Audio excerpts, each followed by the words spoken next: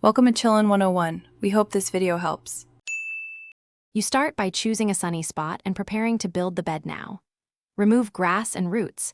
Use a spade to cut turf and lift sod because weeds will regrow if left.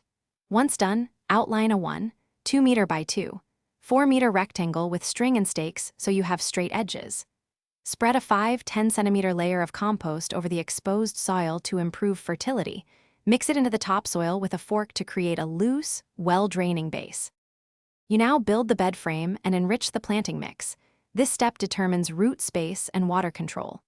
Screw or slot timber boards to create a 15 to 20 centimeter high frame because shallow beds dry out faster.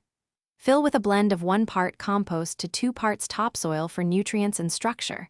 Rake level and lightly firm the surface so seeds won't sink too deep. Make sure to leave a few centimeters at the top for mulch and initial watering. You finish by planting and setting a simple maintenance routine so your bed thrives. Transplant seedlings at recommended spacing and firm soil around roots. Water deeply to settle them. Once planted, apply 2 to 3 centimeters of organic mulch to retain moisture and suppress weeds, and plan to water 2 to 3 times weekly depending on weather.